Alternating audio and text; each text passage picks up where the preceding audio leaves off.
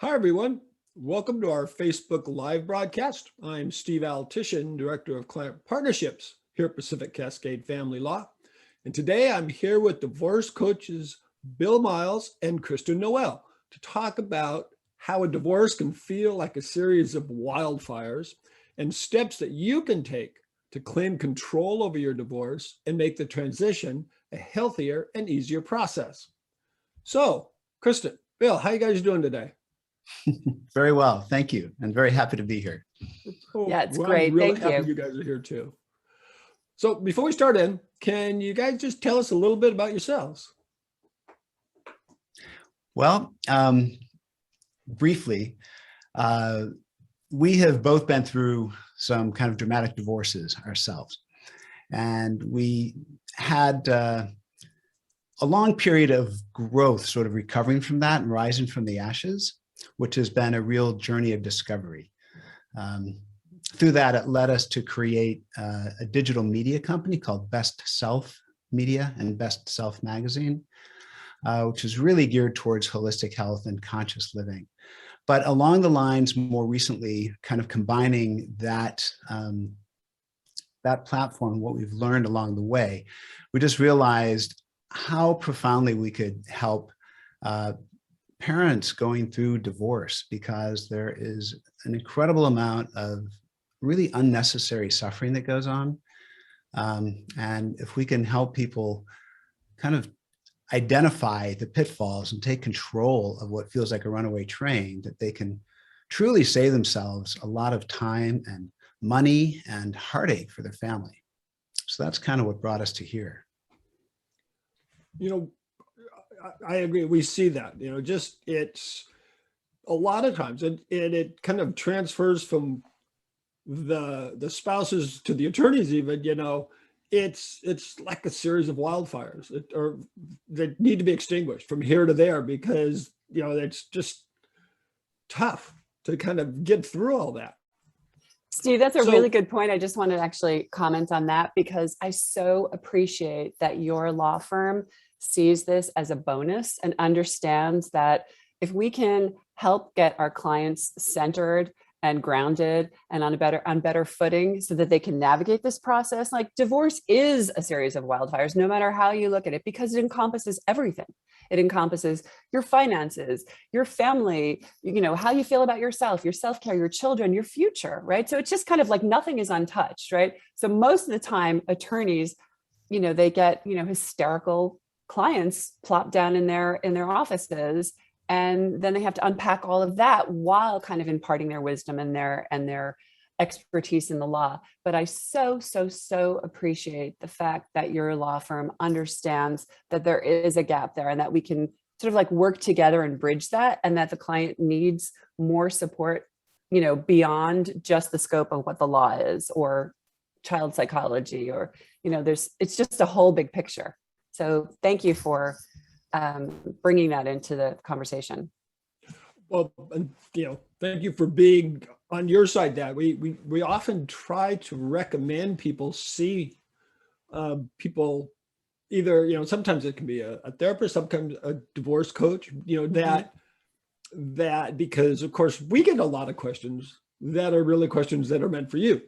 And imagine you probably get a lot of questions that are meant for us. I mean, it's just right. Well, I think that sometimes though people, I think, sometimes a law firm could look at this as being, a competition or competitive. Like we're not giving giving legal advice. We're trying to really help fortify people emotionally, physically, spiritually, so that they can sit in your office and make really prudent decisions and hear what the attorneys are saying and navigate that from a really grounded foundation. It is the really just the, building like a fortress around the client, it's of support.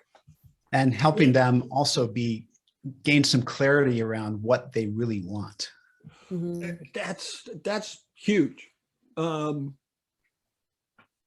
As attorneys, and people don't understand, our one of our duties is to do what the client tells us to do ultimately. And knowing what they want makes it so much easier to get there. And again, kind of that, pays a a lot of times divorce is an ending, and especially the legal case is an ending.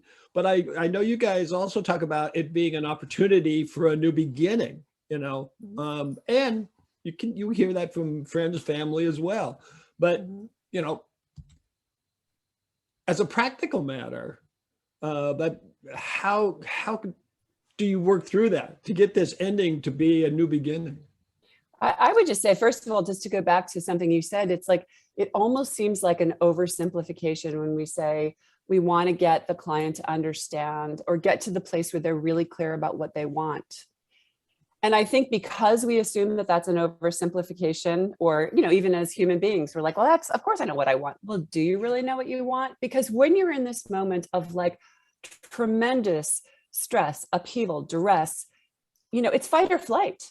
You're not necessarily making the best decisions. You're not necessarily seeing like, wait a minute, I need to pull back a little bit here. I need to figure out what I really do want. What is my ultimate goal looking forward? How do I want to navigate this divorce? What condition do I want to be in when I get to the other side of it? Oh, and wait a minute, do I have a choice? Do I actually have a choice to do that? So people come in and they're emotionally charged. They may feel shame. They may feel revenge. Vengeful, anger. They may feel embarrassment. They may feel like a failure. They may feel all these things, which clouds the waters, clouds waters of how to really get through this with the best outcomes for you and, of course, for your children. And there's so many pitfalls along the way, but going back to what you said, how do you actually view this as a new beginning? Because it does sound, kind of trite to say, well, it's close one chapter, open another, but it is true. And in the heat of divorce, it's very hard for people to see this as an opportunity. But that's the first thing we actually help our clients through, is to see this as maybe the greatest opportunity, or one of that they'll ever have in their life. And it's the chance to get it right, the chance to go back and look at the breadcrumbs that led to here in the first place, right? Like, what was your role in it? Even if you feel this all happened to you without your, without your willingness, you probably had a role in it, or maybe you are the one who initiated it. But there are many more layers to it. What did not work in this relationship that is a pattern for you that you want to not repeat going forward, right? That's a big one. There are so many opportunities to rescript your life going forward, with your children as well, and other relationships. So that's kind of number one, is flipping this from being this horrid experience. And there's no doubt divorce is a mess. Can't clean that up, but it can also be an opportunity. And that doesn't happen like in an instance, right? Like when you're in that place, but if you could just say to yourself, okay, I can't control every single thing that happens in life, right? I can't control all circumstances, but I can control how I'm going to respond to it. What am I going to do with it? And where do I want to see it going? Like, we are where we are, right? Whether it's for, myriad reasons, right? We may find ourselves where we are, but the big thing is when you stop kind of like, when you can like slightly shift from feeling victimized to saying like, okay, but I'm going to take control of my life, and I want to be empowered, and I want to make decisions that are going to make me feel good about building a future that I'm excited about. And that's where it comes. That doesn't happen overnight. It's not a Hallmark greeting card. It's a step-by-step process, but it's possible. And that's the exciting part. So how does the process start? So if I come into you and I'm kind of like, first of all, a lot of people come and they say, I'm just ashamed and I don't want to talk about it. Mm-hmm. And getting past that shame is an issue, I know. Mm-hmm. But how do you start? I mean, how do you help them? Well, start that process. Good question. Mm-hmm. We actually have a methodology that has worked very well for our clients. Where it really takes them through, it's a kind of a 12-week process, although the methodology we really unveil in about 6 weeks. The rest is just kind of coaching and helping them through the process. But it is a combination. The very first step we do is have them craft what we call divorce declaration. And this is a very mindful process of taking stock of exactly what Kristen was talking about. What do you want? And how do you want to greet this event that's going to happen, that's unfolding? We then go into how to prepare yourself for this very difficult journey ahead. And that part of that is self-care. A lot of that is self-care. And self-care is a lot more than, doing a yoga class and drinking a green juice. Self-care is acknowledging that you have,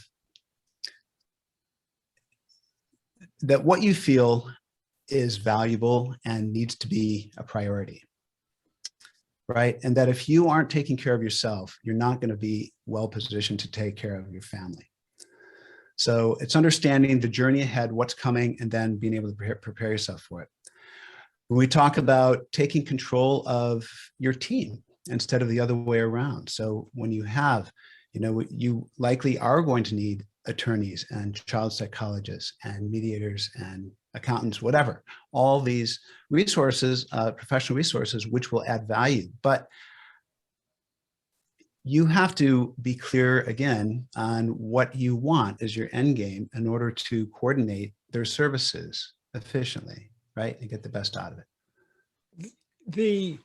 That just brings up a question. If I'm listening to you, I'm off there, I'm right now somewhere listening, and I'm going, God, yeah, I mean, this is going to happen. This is, things are so bad. I haven't filed yet.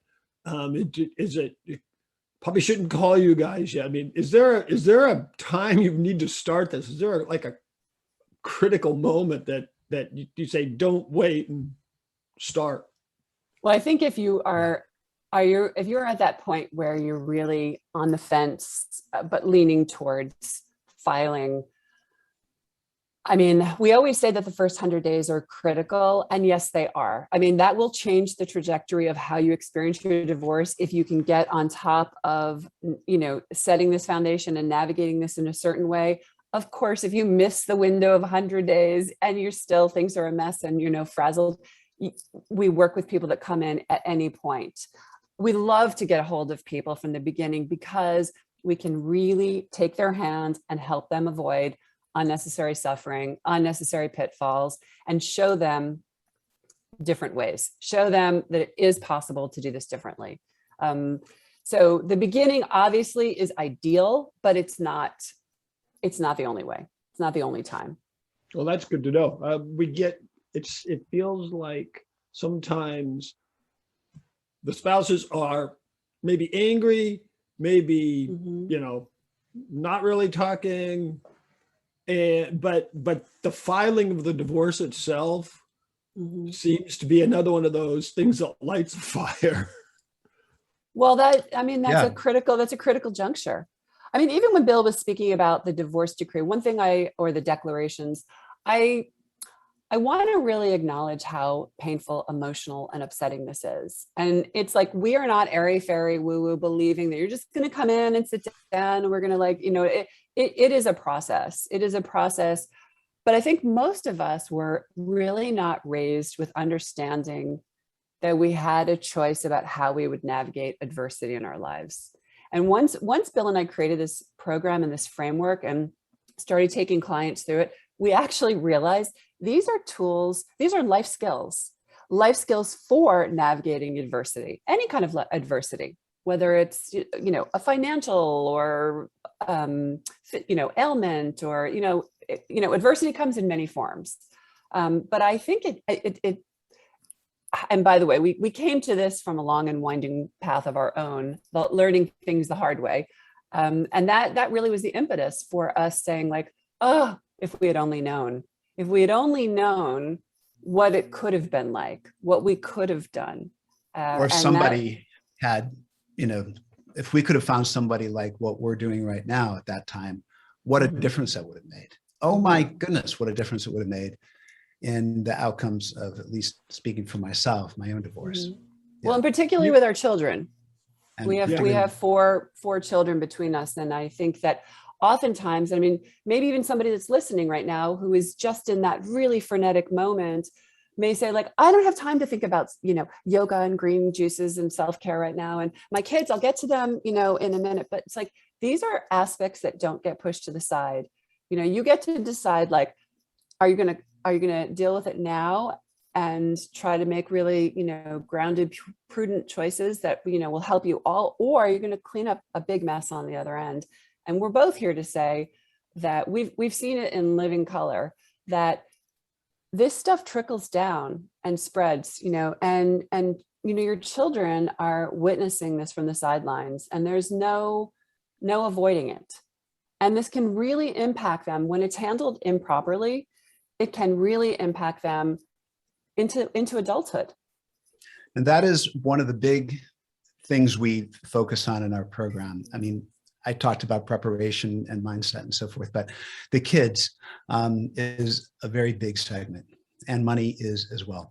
But when it comes to the kids, this is the thing. A lot of parents, look, anybody who comes to us wants the best for their kids. They wouldn't be seeking help if they weren't looking for the best. Yep. But what they think they're doing that's best for the kids may not at all be what's best for the kids.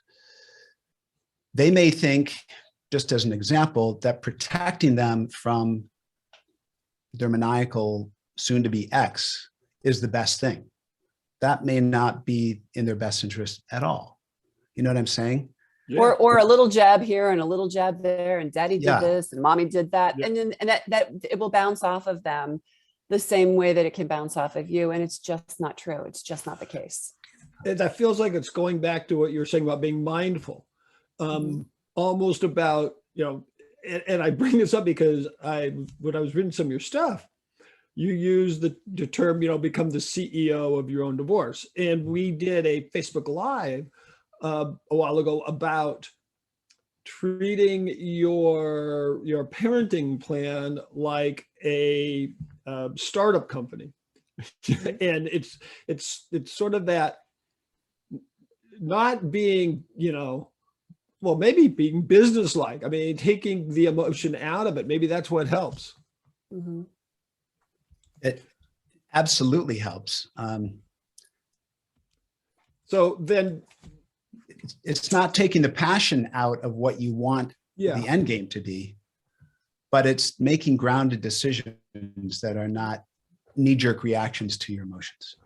Well, and also when you think about a CEO, it's a leadership role. And I know this is a point where you're not feeling necessarily like a leader, but at the end of the day, you make prudent choices. You sit down with your attorney, you sit down with a child psychologist, you sit down with the media, you sit down with all of these people that are advising you, and you step back and you sift through it and you realize, okay, I have to really decide how this resonates with me, because this is going to impact my life, my children, my future going forward. All of these other people that are advising me, they're going to go back to their lives. They're going to go back to their businesses. Like you ultimately want to cull very, prudent, sage advice, but then you have to realize, then you have to, go and sit with it.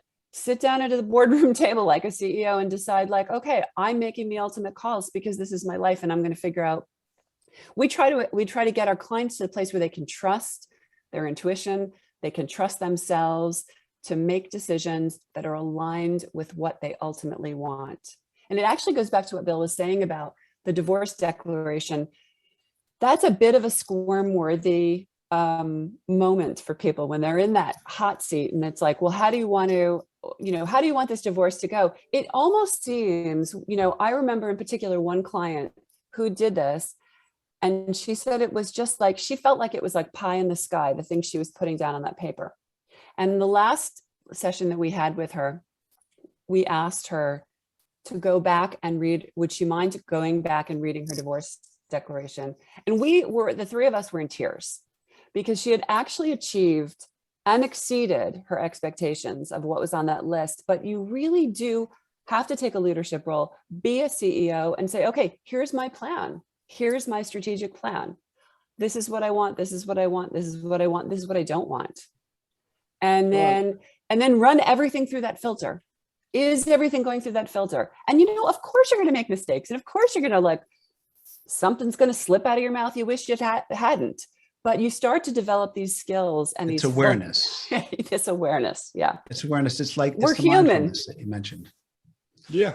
And you said, talked about, use your own intuition. And that really resonated with me because, again, it kind of goes back to the best way to make a decision is to get all the advice you can. That's good. But then don't say, okay, which of you is, the device I'm going to take just because you're who you are. It's running it through yourself. That's Steve, you just nailed it. And the intuition thing is, we actually call our program Best Self Intuitive Divorce. The intuition part is really a center pillar for what we're talking about. And that in itself kind of intimidates people. They think that's kind of woo-woo. And they're very angry and so forth. But once we unpack it for them and show them, give them tools for how they can actually develop their intuition and listen to it, how to, it sounds woo-woo, but there are definitely techniques where you can ask for answers and learn to receive them, and they will guide you. And they're never, ever wrong. That's the thing. Well, we always say you may not have used your intuition getting into your marriage, but you can use it getting out of it. I like that. Yeah. So your first reaction isn't necessarily your thoughtful intuition then. It's not, you're not saying, okay, here's my first reaction. That's what I'm going to go with. You mean our reaction as a coach, or if I'm somebody going into divorce? Yeah. I think the first reaction for someone that's going through divorce is make the pain stop, make the pain stop, make the pain stop. Yeah. That's the first reaction. But that is the way we have in a society, of quick fixes and, overstimulation and busyness and run. We're not nurturing intuition. We're not nurturing how to make decisions. These are big decisions. It's not that if you make if you make one decision, it doesn't work out, you can make another decision. There's nothing, this isn't the end of the world here.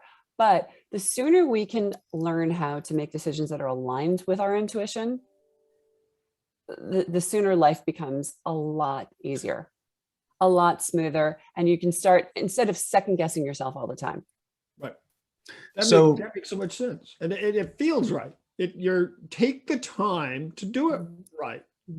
Kind of a thing. It's like you said, today, if you don't do something within 24 hours, you feel like, well, okay, that opportunity's gone. Right. And it's like, oh, the lawyer said this and the doctor said that, and I'll take this medicine and I'll just sign that paper. Yeah. And, we move at that pace. And listen, the lawyer might be right and the doctor might be right, but, allow yourself a little bit of space to just really reconnect to is that right for me? And this is where it can really help to have somebody guide you through the process, to ask the questions that you need to think about and respond to, because without that guidance, it can feel insurmountable. I would say when people come to us, the two things that they're experiencing most, one is they're terrified of the future. Like they don't know what's going to happen to their finances. They don't know what's going to happen to their child or their children. They don't know what's going to happen to their living arrangement. It's all dark, mysterious future. And then the second thing, there's definitely sadness in there, but confusion is a big part of it. They're terrified and they're confused. And one of our clients, I like to say that, and I kind of say it early on, that there's this bridge that you're going to cross through the process of working with us, where you're going to leave this landmass that you have spent most of your life on, maybe all of your life on. And you're going to cross this bridge to a new island, a new landmass that feels different, with different rules, different operating instructions, a different sense of freedom than you've ever been used to. And people start and they're like, what the hell is he talking about? I don't get it. But by the end, they get it. And this client, for example, when we were having kind of the review at the end, she said, I understand exactly what you're talking about. I've crossed that bridge and I'm never going back. It's kind of that never give up. It feels like, obviously, this is not a quick fix. You guys are not the quick fix people. This isn't a No. 30-second talk, No.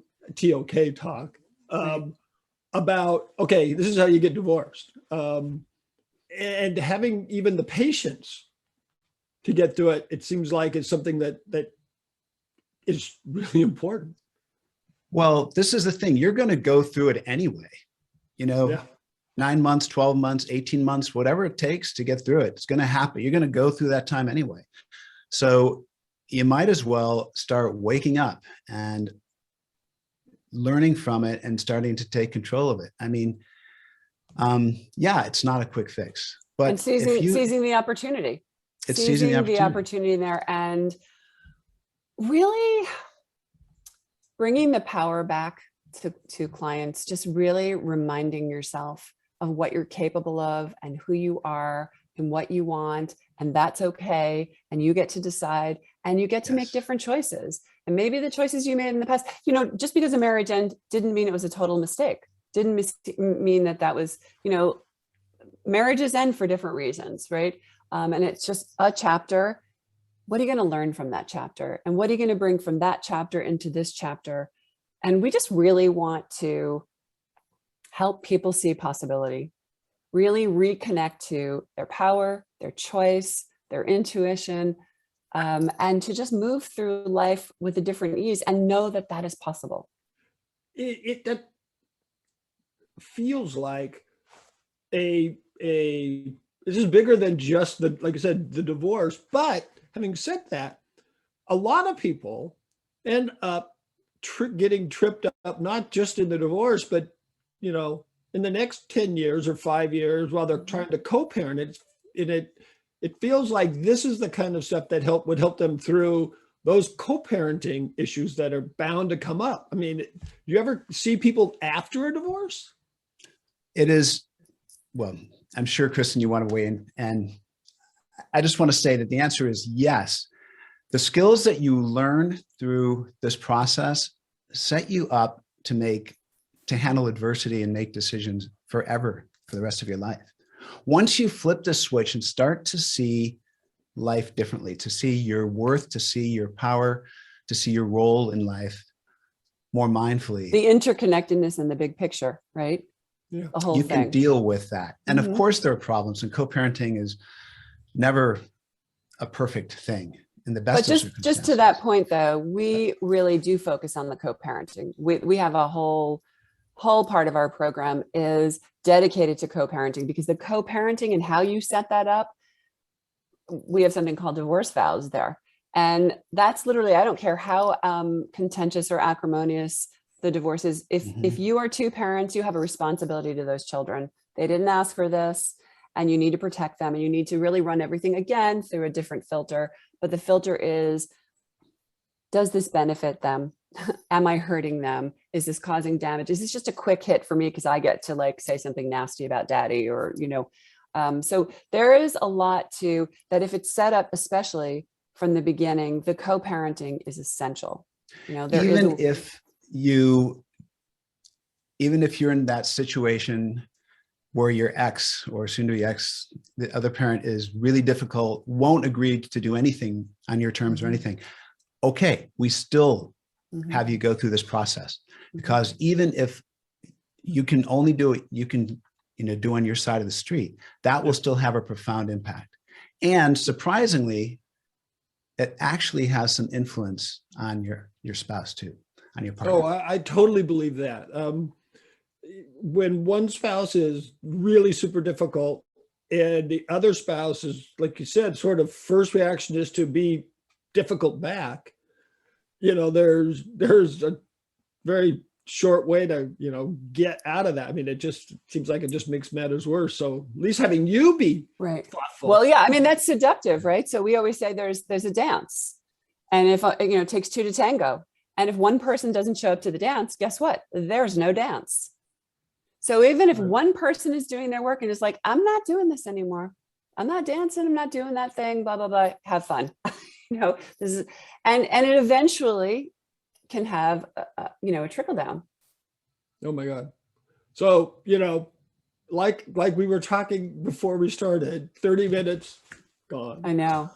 So, but before we go, I want you to talk just for a minute about, really why it's important to invest in coaching. People pay their lawyers, they pay their, Mhm. appraisers, they pay their CPAs.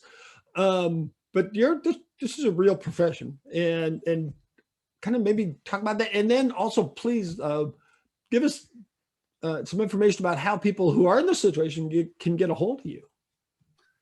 I'll just give a quick go ahead. little response to why coaching. First of all, you're in the heat of this moment, and we're not expected to know everything. And a lot of this information is new to people, but it's like if you're going through something like this, if you're going into surgery, you want the best surgeons around you, and you want a surgical team. You want a backup team, and you want to know you've got the best support around you. And a coach really is someone who's going to come in and is going to hold your hand. It's like a Sherpa who's going to walk beside you and really guide you through this process, remind you who you are, and but more importantly, impart the tools upon you, because you know what? The coach doesn't save you. The coach teaches you how to save yourself. And that to me is like, when you see that in motion, that just makes me say, I got the best job in the whole wide world. Literally. I love it. And I love truly, the investment, I mean, when you think about the impact, the implications of getting it right through divorce, it's kind of priceless. I mean, what the implications of your child being able to thrive in school and have a relatively normal childhood versus withdrawing and turning to, I mean, we've seen, kids turn to substance abuse and depression and withdrawing, all sorts of things, relationship issues, because their experience of divorce was unnecessarily, I just say messed up, right? Yeah. More than it had to be. And then there's, what the cost of divorce is. It's tens of thousands of dollars. When you tack on the settlements of alimony and child support, so forth, it can be in hundreds of thousands of dollars. The cost of one mistake there, or one bad judgment in a decision, is huge. So, Yeah. I mean, it's the kind of thing where it almost seems, I can't say it's a no-brainer. Everybody has, money constraints, especially going through divorce, but it's an investment that pays back multiple times. Yeah. Oh yeah. I don't know why, but it's what you said, Kristen, especially what you said, reminds me.